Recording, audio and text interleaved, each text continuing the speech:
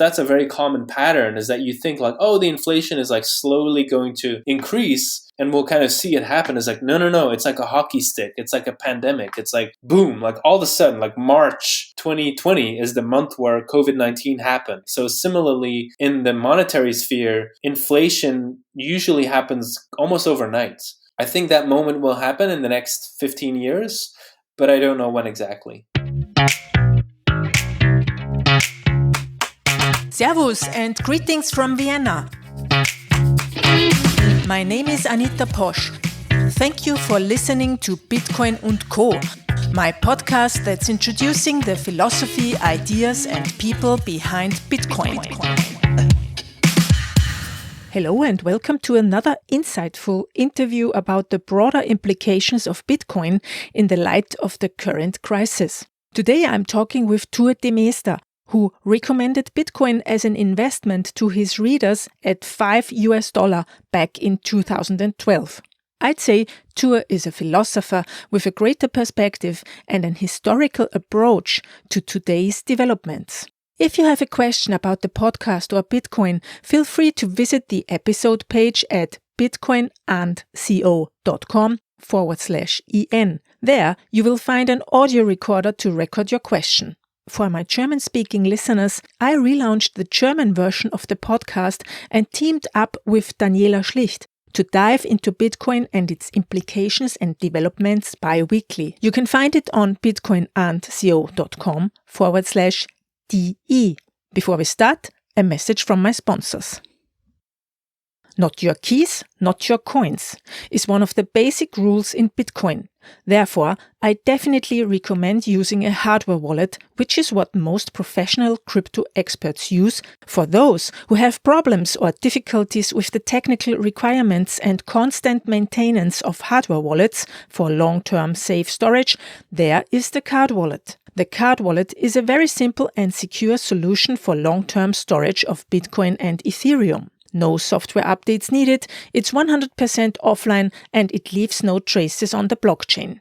You can give it away as a gift or inheritance. You can send Bitcoin to it and all you have to do is to store it in a safe place. The manufacturers are the Austrian State Printing House and Coinfinity, Austria's first Bitcoin broker, founded in 2014. Order your card wallet at cardwallet.com/Anita and get 20% off.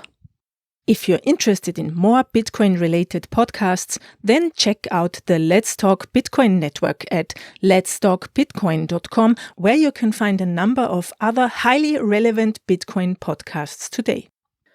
Hello, Tuur. It has been a year since we met in New York at Consensus Week, and although I prefer to do my interviews in person, but as we all know, that's not possible this year.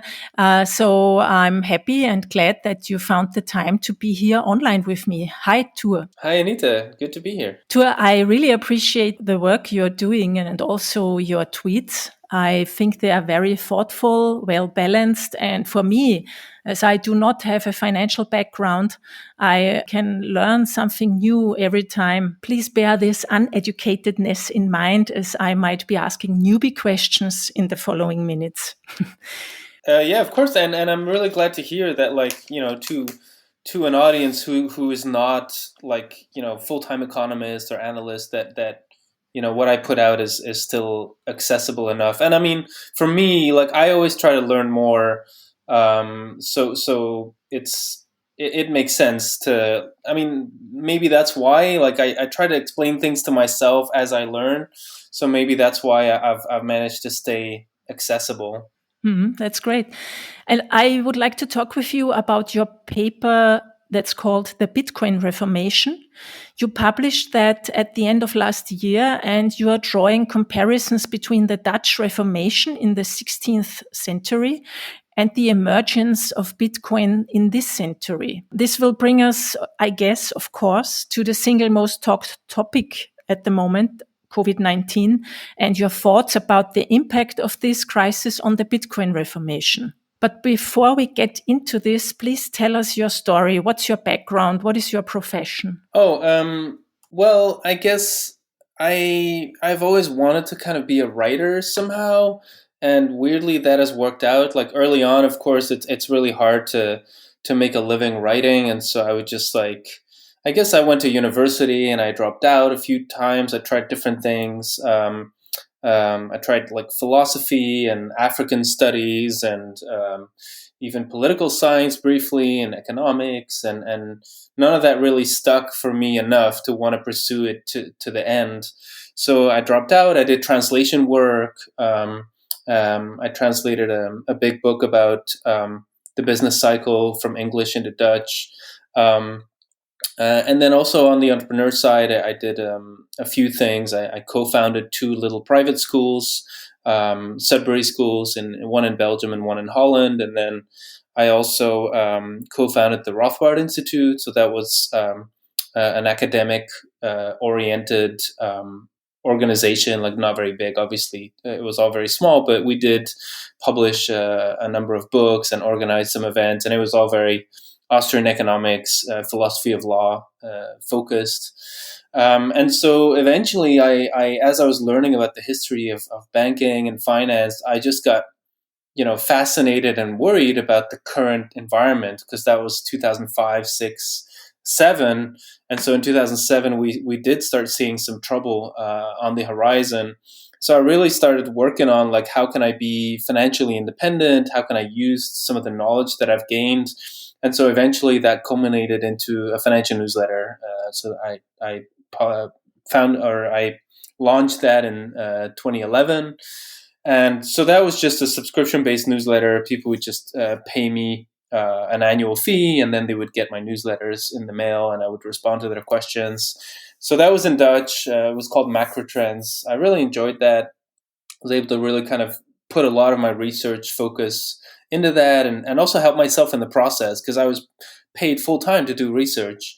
And so one of the focuses that I had was really to find investments that are robust against the financial crisis, because I was worried about inflation down the road. I was worried about market instability because of the previous work that I had done in economic theory and translating all these histories of the financial world. I was really worried about the stability of the financial system, and so that's how in 2011 I was actually doing research as well in Latin America, because I wanted to know more about how do you stay as an individual robust in an environment that's very economically chaotic. So I went to Argentina, I went to Uruguay, and some other countries. And so I did discover Bitcoin in Argentina in 2011.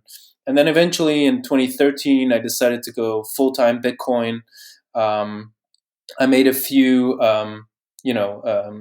angel investments in the space, and I've been just publishing research mostly and enjoying myself. And I find that by sharing a lot of information, sometimes some doors open to me that I'm able to make an investment here or there or something like that, or I just get good information about timing the markets. And so I've been able to be independent this whole time, and I feel really, really blessed that that's been the case. That sounds great. Yeah. And also, you have a very interdisciplinary education. To me, it seems like many people do have that in the Bitcoin space. Yeah, it is. I mean, yeah, it's hard if you're very specialized in one area, and it's hard to really grasp Bitcoin. I mean, of course you can, but you really need to kind of cultivate that natural curiosity, and because there's so many analogies possible to understand Bitcoin, but none of them fit one on one. Like they only fit for certain dimensions of Bitcoin.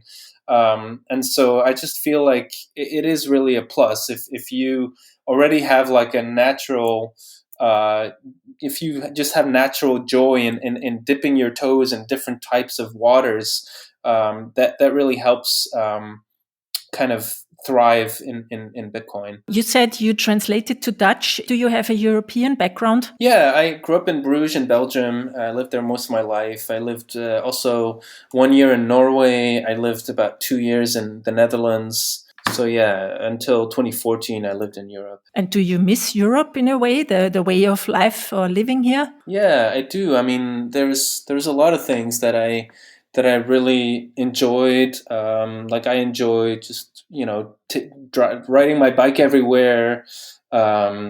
I enjoyed like just kind of going to the countryside. I could just take my bike and like bike to the ocean. It was like a half-hour bike ride from where I lived.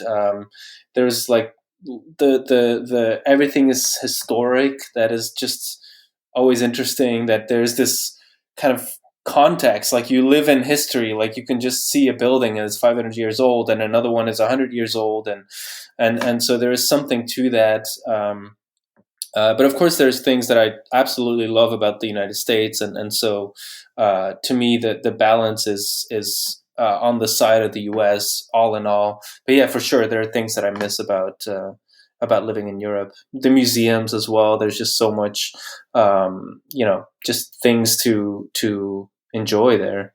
Does your background maybe has something to do with the idea of the Bitcoin Reformation, like drawing that historic comparisons? Well, I mean, yeah, part of how I started or how I kind of stumbled into this history of the Reformation, like the Protestant Reformation, is I've always been quite fascinated by the difference in culture between the Netherlands and Flanders, because we speak the same language, but somehow the cultures are extremely different. There is some research that actually validates that of all the countries, the neighboring countries that share languages, the difference between Flanders and the Netherlands, culturally speaking, is one of the widest. It's an incredibly wide gap, and it's weird because you can just take the train and cross the border very, very easily. I mean, growing up, I would just ride my bike across the border.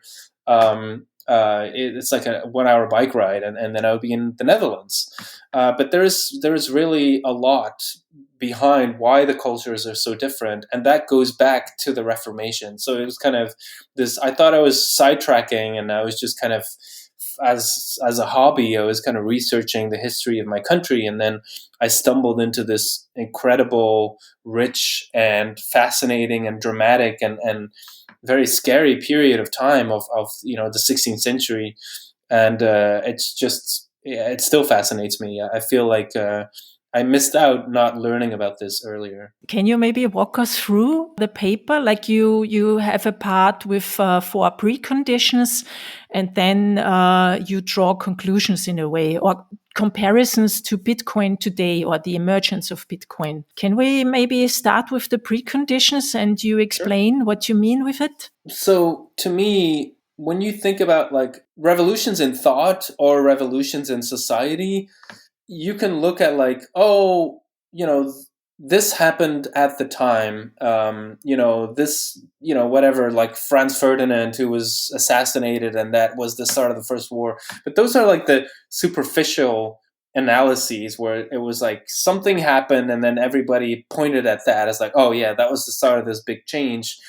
And so, for the Protestant Revolution, it's kind of like, oh yeah, Martin Luther, he nailed his 95 Theses to the church door, and that was the change of everything. It's like, well, it's not that simple. So I'm always trying to see like what are really the catalysts that made this change possible.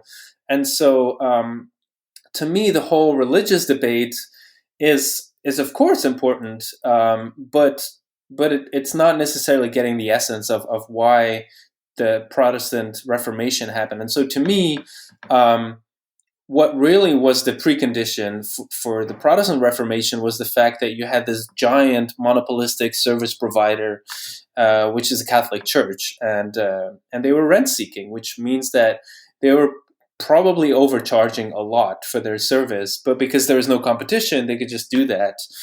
And then at the same time, there was this technological revolution that was happening. Like people were discovering ways to travel the world and get back, because it was always possible to cross an ocean and to find new territory. But the tricky bit was how do you find your way back home? And so you needed better compasses and tools to do that. And that's just one example. The printing press is another one, and there were several of those.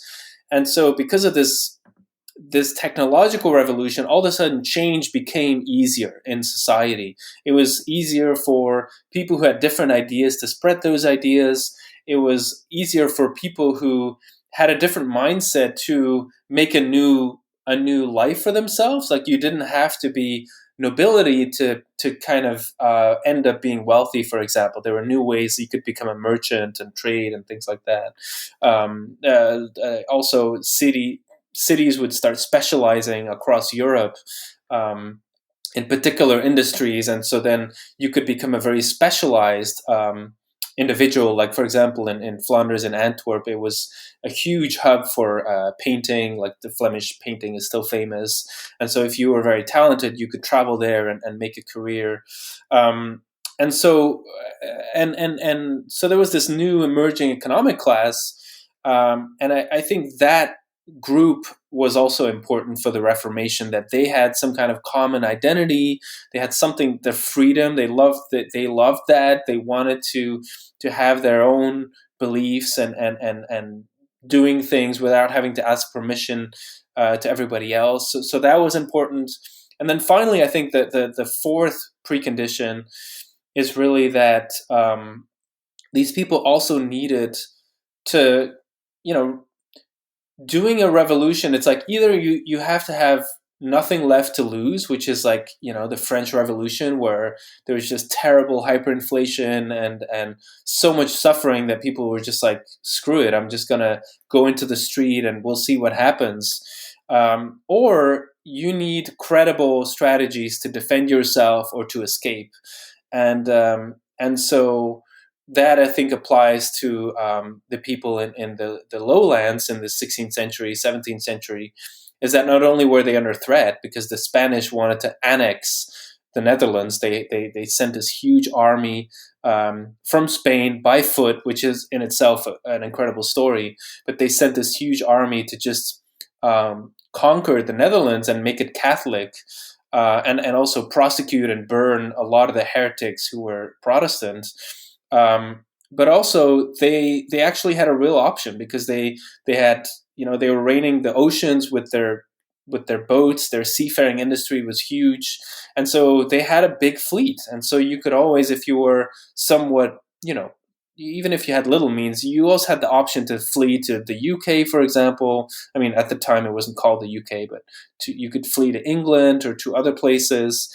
And so I think that was also important. And you could use water as a defense mechanism, which they did, which is you could flood the countryside. You could just open the sluices and flood the countryside, and that way a marching army like the Spanish army would be severely slowed down or even stopped. And so I think all those things put together, it gives a better picture of like, why did the Reformation happen? And I do think there are parallels with today, which I'm sure we can get into.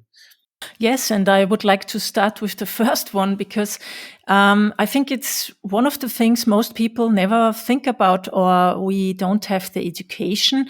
It's like the system works, actually. I mean, the monopolistic rent-seeking service provider, you state, today is the international monetary and financial system.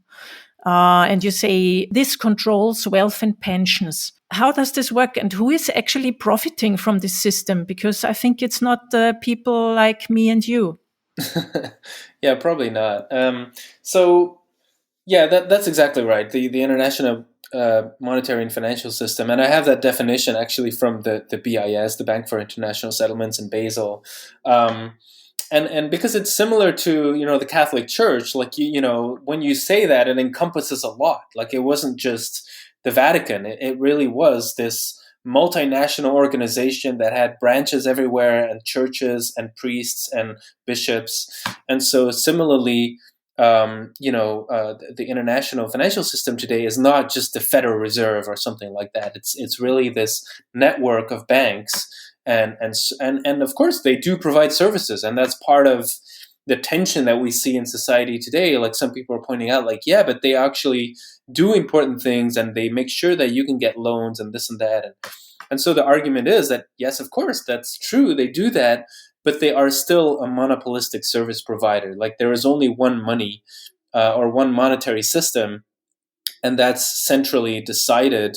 And we have, not only central banks, but also central bank of central banks, such as the IMF and the ECB and the BIS. And so who profits from all this? So they have the monopoly on issuing money. They can just issue debt and issue money, and really nobody else can. Like, I cannot just create new money. I guess I could, we could launch an ICO but that's new. Like, that we can do that. But people have tried to issue gold-backed money, for example, privately, and they really got into trouble. You can, read some of that, and there was the Liberty Dollar and some other initiatives.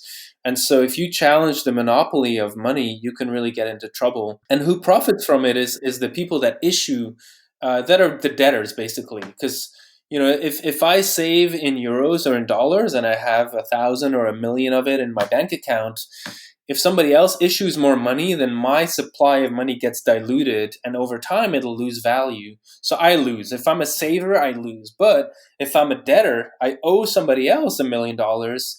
Then actually, if the value of that debt decreases over time, that's good for me. So the biggest debtors, they are the ones profiting from the system. Basically, governments who like to issue debt. Banks often have huge amounts of liabilities on their balance sheet, so they're often, they're in the debtor class as well. They owe the deposits to their customers, for example.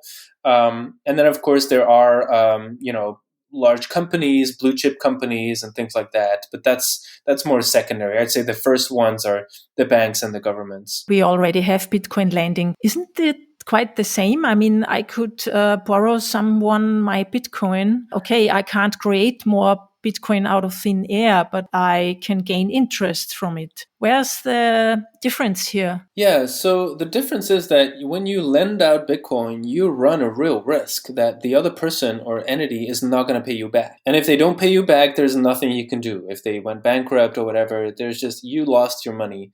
And so in a way, you get the interest that you earn is a real compensation for the risk that you're running, lending out that Bitcoin. Whereas a commercial bank today, when they lend out money, that money is not theirs. It was not on their balance sheet. Like, they're able to borrow that from the central bank.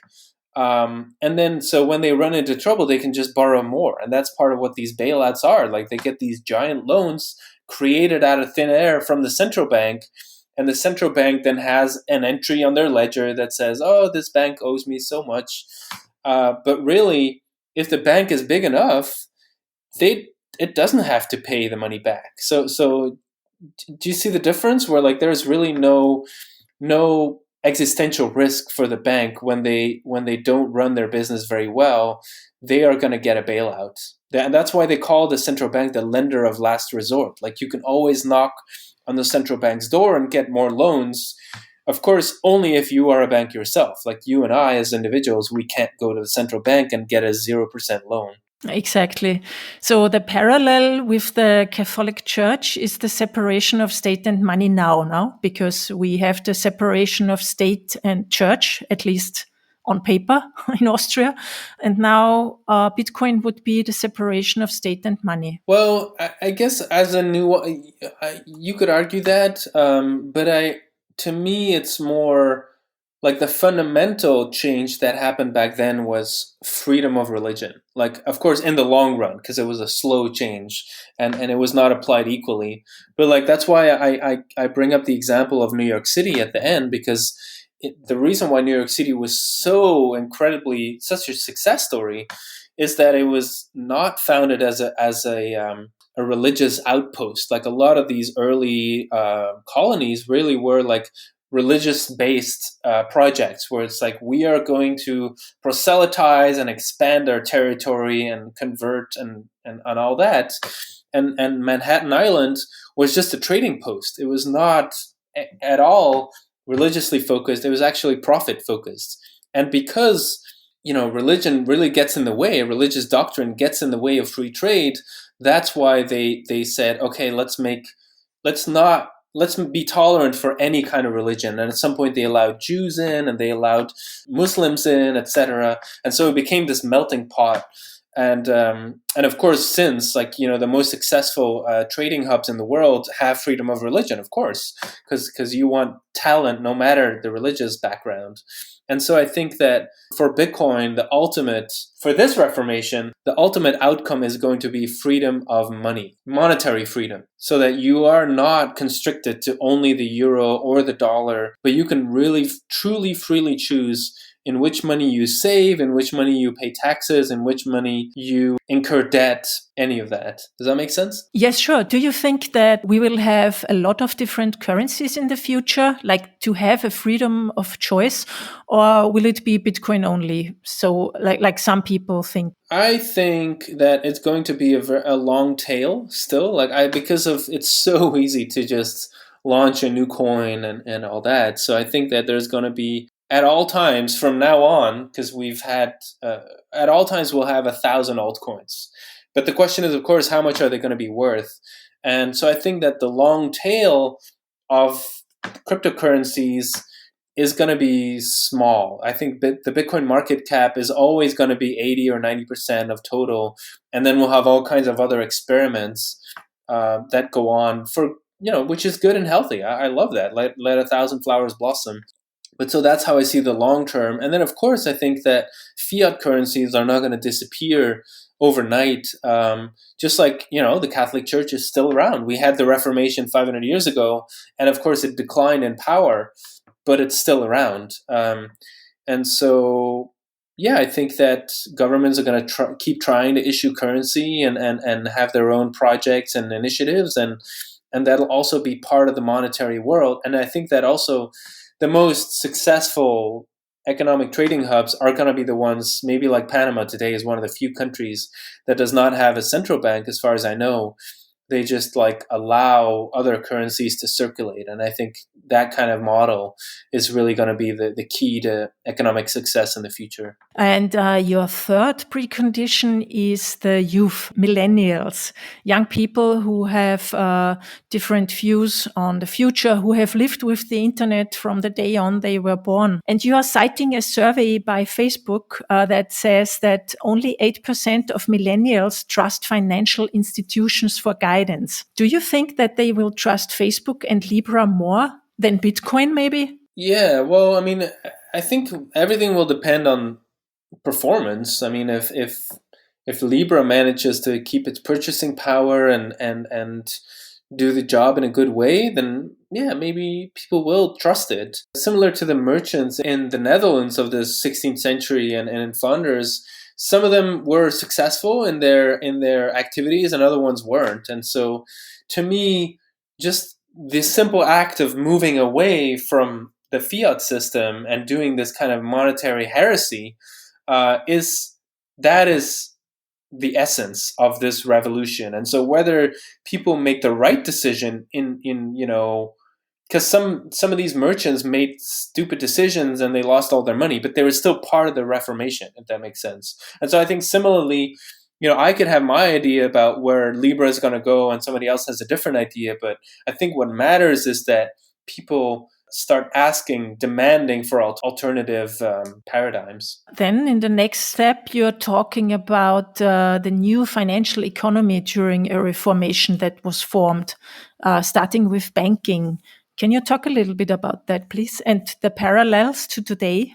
Yeah, so that was just so interesting, is that how, not only were they able to break free and do it their way, but all of a sudden, because this dogma was lifted and anything was possible, all this innovation happened. It was just incredible how much innovation happened financially in that era.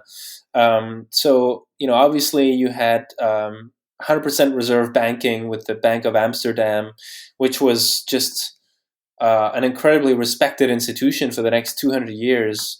And there was also the first IPO. The East India Trading Company did a public offering because they couldn't rely on the good old network of the nobility providing them with money, or in the past you would go to the king if you wanted to fund your startup, basically.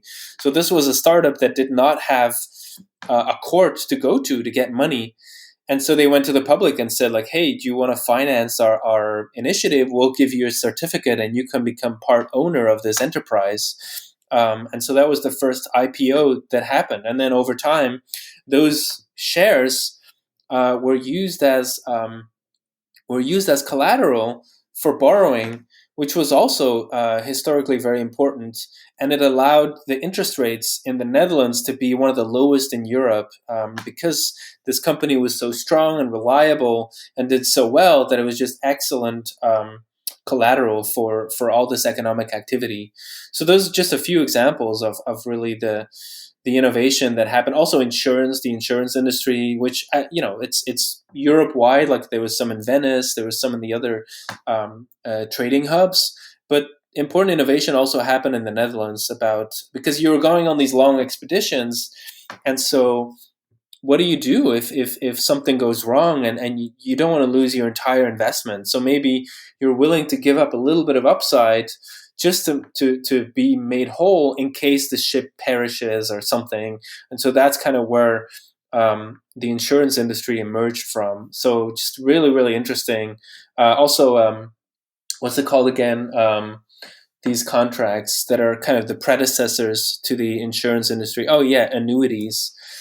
So an annuity is where you pay a lump sum today, and then over your lifetime you are paid an income from the other party, and so that's kind of a predecessor to a life insurance policy.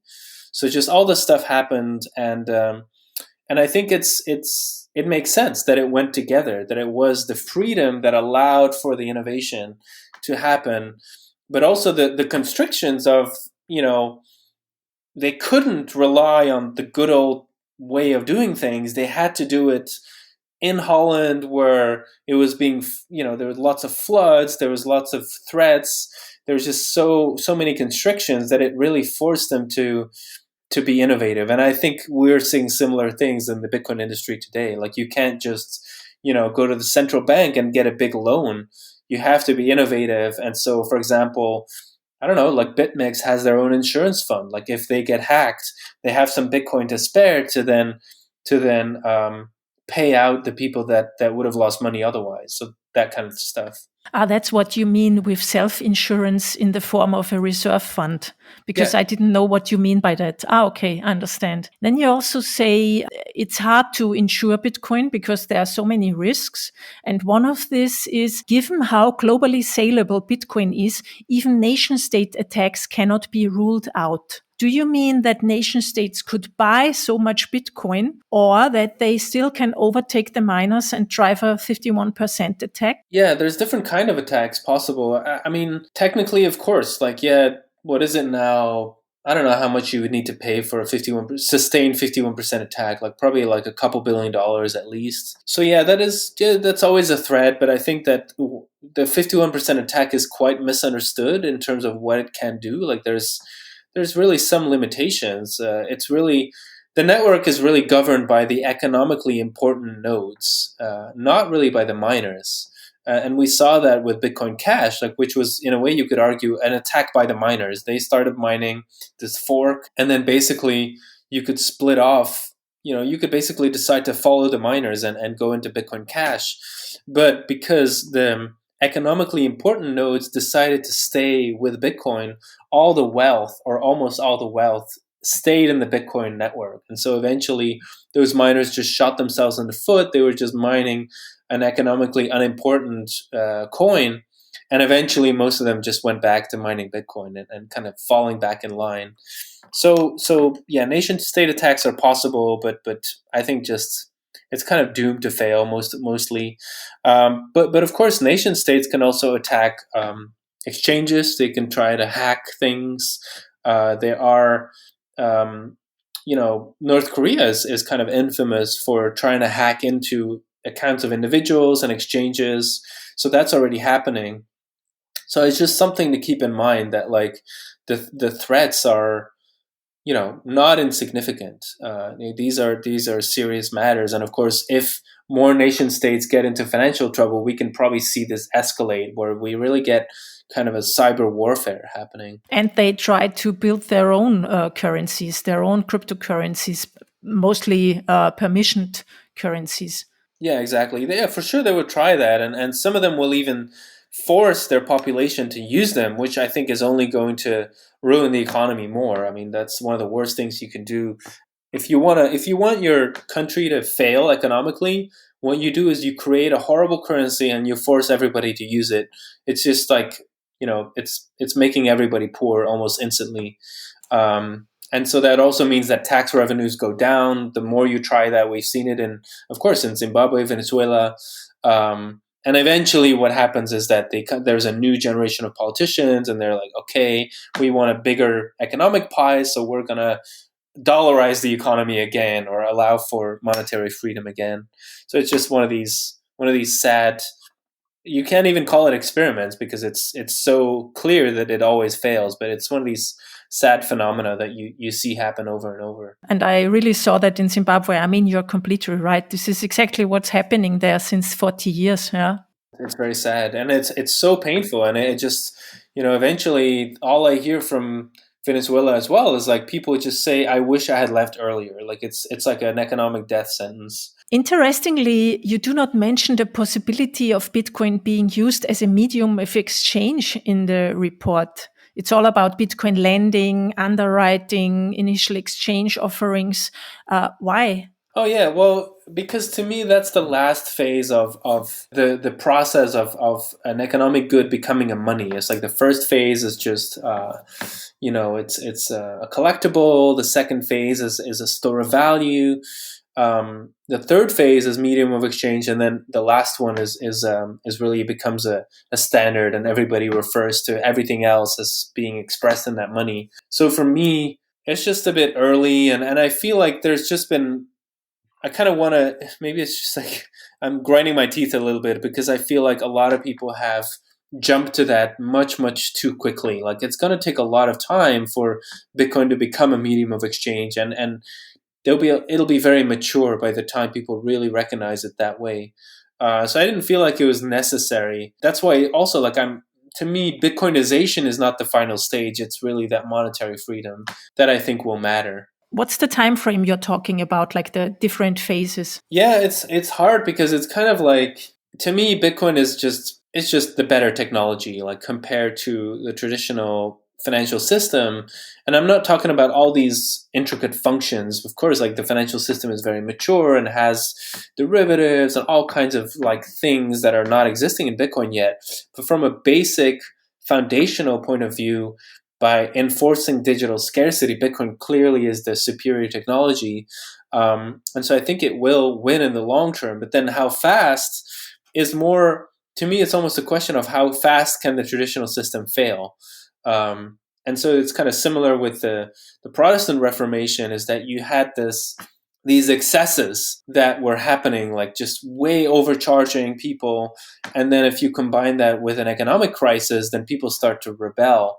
And so to me, to the barometer of how fast Bitcoin is going to grow is weirdly, you have to look away and look at the traditional financial system.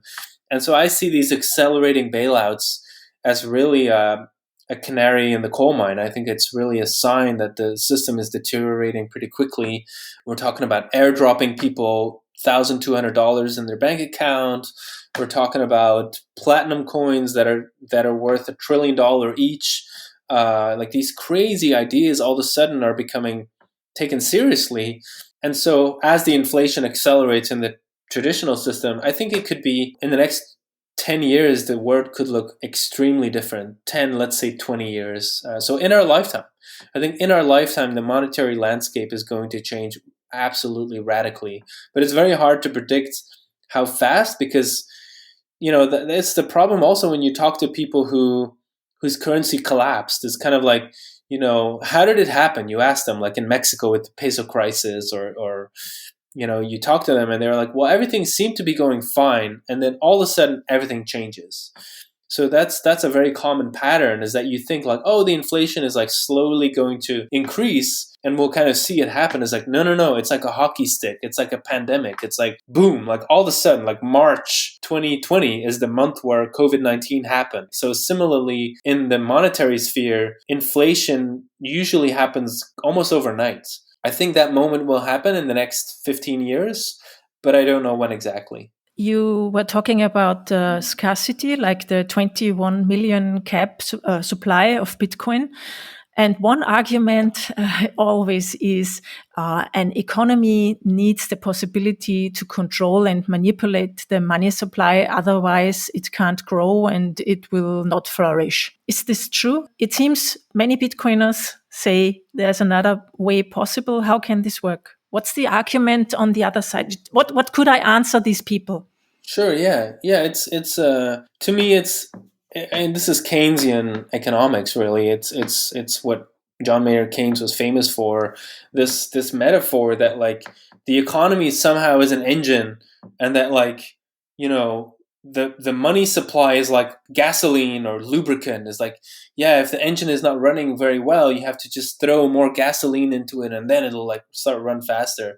But that is just a very, very dangerous and wrong analogy. That's because really what money is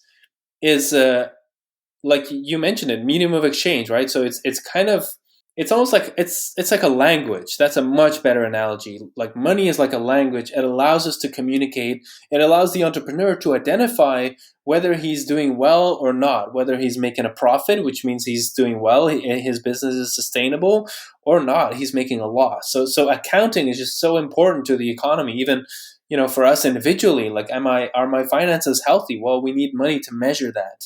And so, in a way, that what the Keynesians are suggesting is like, but what if we just create more money, right? Then we'll have more activity in the economy. It's like, no, what you do with more money is that you give people the illusion that they have more money. Like, you know, money is artificially rendered cheaper because you flood the system with cheap loans, and then everybody thinks, oh, you know, the interest rate, instead of being 12%, is only 2%. So now with my income, I can have a much bigger debt. And so everybody starts going into debt because the money is made artificially cheaper.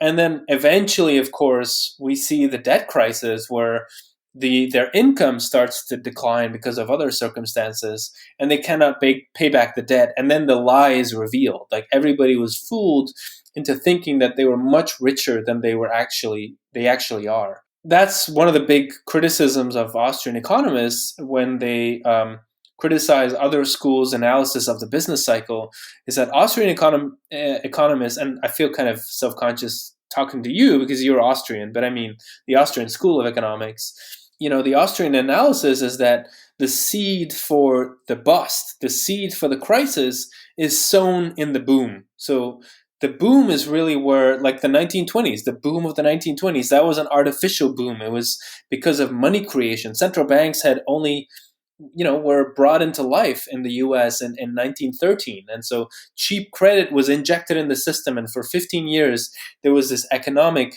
um, um, massive economic activity, but it was debt fueled. It was not sustainable. And so then you had the Great Depression as a result. And so when you have the opposite of just healthy money, no intervention, then the communication can happen smoothly.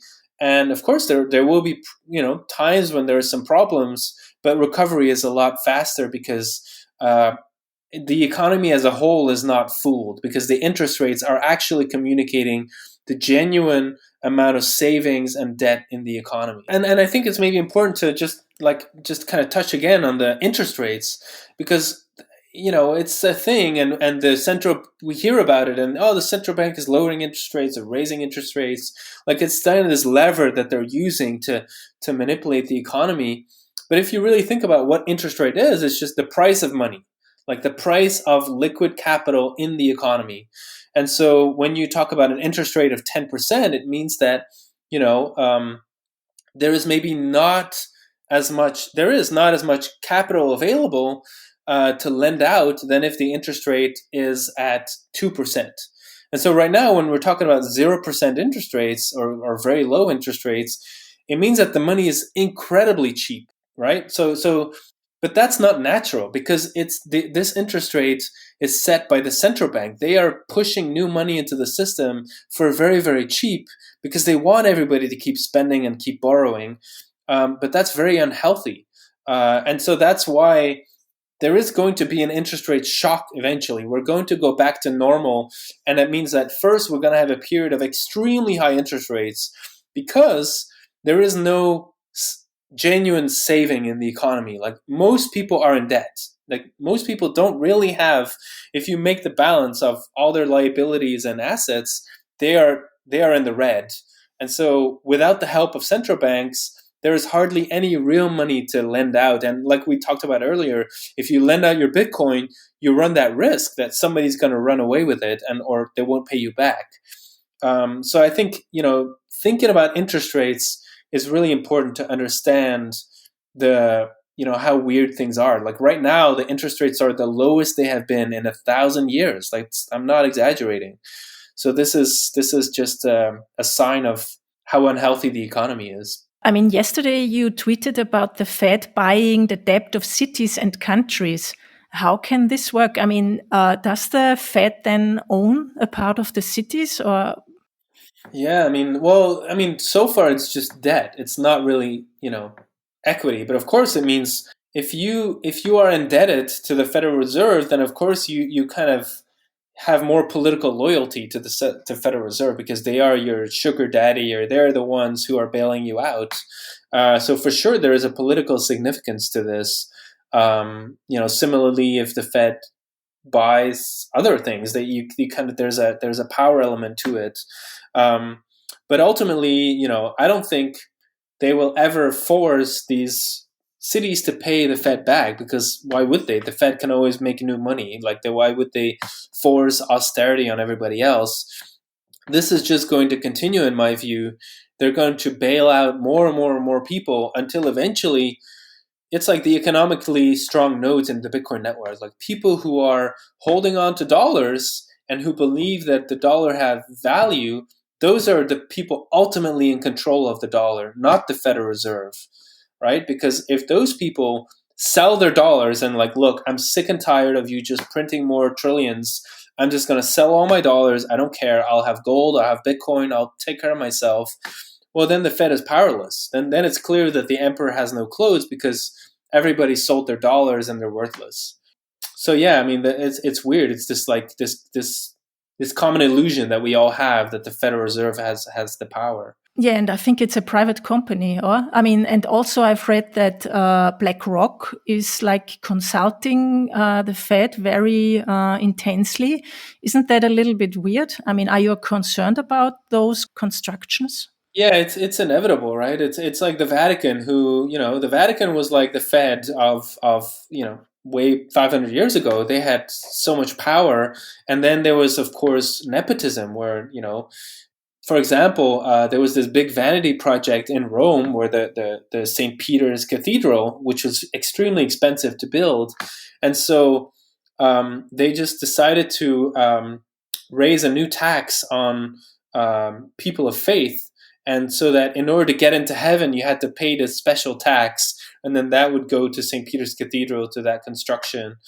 So, it's similar, right? I mean, they are now levying a tax on the entire dollar saving population in order to then funnel the money to BlackRock, who's then going to invest it with their buddies and whatever. So yeah, it's nepotism. It's inevitable in any kind of monopolistic system. Yeah, it's interesting that you say that, because I think that's one of the reasons why I am an atheist, because I never wanted to belong to this monopolistic, rent-seeking company that the Vatican is in a way. Right. Yeah. I mean, institutionalized religion, they have a strange power over their constituents. Like it is, and I think they are losing some power because people have more access to information elsewhere. Even if you are spiritual or religious, like you don't, you can get you don't need a priest to help you find the information you need, or there's many different ways to get that, even if you're a person of faith. And so similarly, with Bitcoin, it's like all of a sudden, like, oh, well, in order to get financial services, you don't necessarily need to go to a bank. There may be alternatives. Yeah, Tuur, thanks. That was a great talk. I think a great chat. Do you want to add anything? What's your expectation? Where are we going in this year or in the next year with Bitcoin? And also, you were one of the first ones who canceled his travels due to the virus. What are your expectations now? Yeah, so to me, this pandemic is it's like a catalyst. Like everything, it's kind of a great excuse as well for governments and economists to blame everything on the pandemic. Like, oh, yeah, people are losing their jobs because of the lockdown and this and that. But like, if you look at the 1918, the Spanish flu, there was not mass unemployment like there is today. Like, it wasn't as bad at all because people had actual savings and they could weather things like this. And so to me, this pandemic is just a catalyst. Like it's kind of making everything happen that was already going to happen, but it's just making it happen faster. And so this unemployment was going to happen regardless of the shutdowns, I believe. Because simply the debt was unsustainable for governments, for companies, for individuals. There's just way too much debt. And the money printing was also going to happen. All these bailouts, that was already in the cards. And so for me, the big story, of course, I'm trying to stay safe, and I do think they will come up with some real medical answers to this crisis. But to me, the real concern is inflation. Like I'm really, really worried that the pace of how fast everything is happening and how many trillions are being just printed. And also because of the pandemic, people's spending window is much more narrow. Like they spend in a much, more precise way. And a lot of money goes to food and maybe some rent, and but it's a lot more limited than before. And so I think that could really lead to food inflation, where a lot of people are bidding on the same stuff. I mean, I'm writing a piece on the parallels between the French Great Inflation of the 18th century and today, like the Great Inflation of France with the assignats led to the French Revolution. And I'm afraid that there's just so much, like the debates are no longer about should we bail out or not, should we print more money or not. It's more like how much, how fast. That's the only debate that's left. And that was also the case in France in the 18th century. And of course, in Germany in the 1920s, everybody thought the German government was so strong, the German mark was such a widely used currency, so they could get away with it. And I feel like similarly, people just feel like the Fed can get away with it. And of course, all the central banks around the world are now doing the same. This is going to be unprecedented. Global inflation is going to happen, I think, in our lifetime. It's not going to be fun, but I think a lot is going to change. And so to me, that is where people's focus should be already. It's like you should prepare for a lot of inflation to happen. And I think the work that you're doing by visiting Zimbabwe and studying that is probably very, very valuable. Thank you. Yeah, I think so too. And so what would be the advice that you could give our listeners? Well, it's hard because it's kind of like a doctor who's trying to prescribe medicine for a disease that he's never seen before, or at least the scale or the dimension of the disease are just so much bigger. But in general, what works is that you try to be, and Nick Szabo has said this as well, you try to prepare yourself for many, many scenarios. And so that's why rather than saying, I'm going to spend all my money buying this one plot of land in this one location, and I'm going to build my fortress there, and I'll have everything that I need. Like usually isolationism doesn't work very well because as the economy breaks down, also basic services tend to be disrupted. And so all of a sudden you're in the middle of nowhere and you can't get gas or you can't get medical services or things like that. So I think flexibility is really important to also have that mindset of like, could I move? Like, am I ready to move if I need to? Because I don't know how the world is going to look like in 5 years, but I know that I want the flexibility to choose what's best for my family. So I think that's important. And so that's why also investing some time and energy in identifying like what assets do I think in an inflationary environment are going to retain their value and are going to still be, am I still going to be able to sell when I need to? What assets are going to be liquid and accessible? And my analysis so far is I end up with gold and Bitcoin. I think those are the two likely assets that will still retain their value and be actually usable.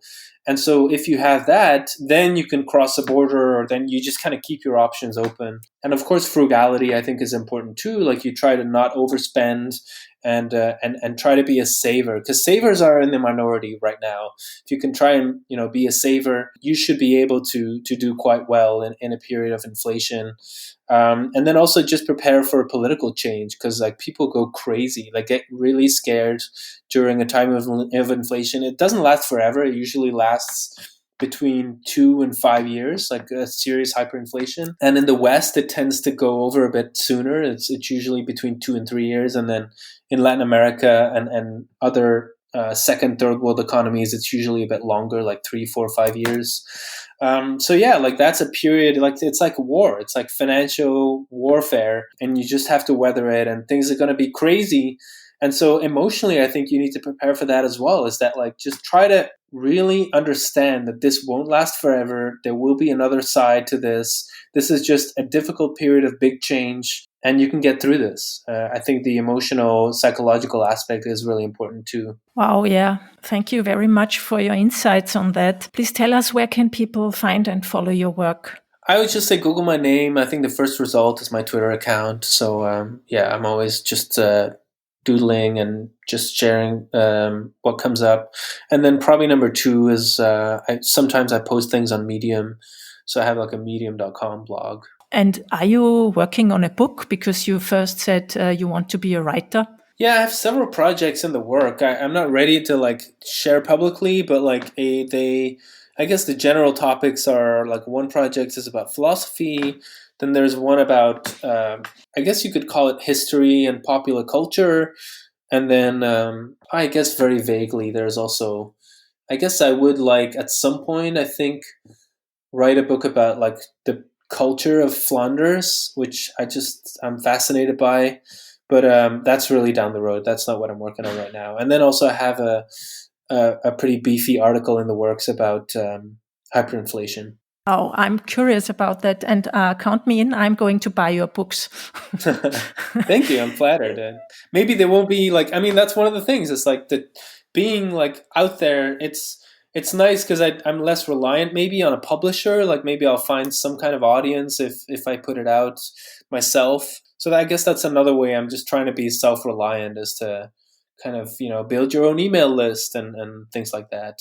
Yeah, maybe I can give you a hint. I mean, there's this guy, he's called Derek Sivers. I'm not sure if you know him. He was the founder of CD Baby in the 90s, a seller of CDs, an online seller. Right. And he's doing exactly the same thing. He's writing his books, and now he's going to self-publish it. And he's completely self-reliant also with his website and all the tools he has. So he's an interesting guy. I will look it up. Thank you. Okay. So thank you very much again, Tuur. And I hope we'll hear us again soon, and stay safe. And thank you. Yeah, you too. Thanks so much. Happy to talk again. That's it for today. I hope you'll join me again next week. If you like my show, please write a recommendation in your favorite podcast player. If you're a German speaker and want to start using Bitcoin, then I recommend my book to you. It gives a comprehensive jumpstart into becoming a Bitcoin user with recommendations and safety tips. You can buy it on Amazon, or if you prefer to pay with Bitcoin or Lightning, drop me a message at hello@anitaposch.com. I'm currently looking for new sponsors for my podcast, so please feel free to send me a message too. For new updates, please follow me on Twitter @AnitaPosch and subscribe to my newsletter at anitaposch.com/newsletter. Thank you for listening. Music, start with yes, delicate beats. Idea, content and production, yours truly, Anita Posch.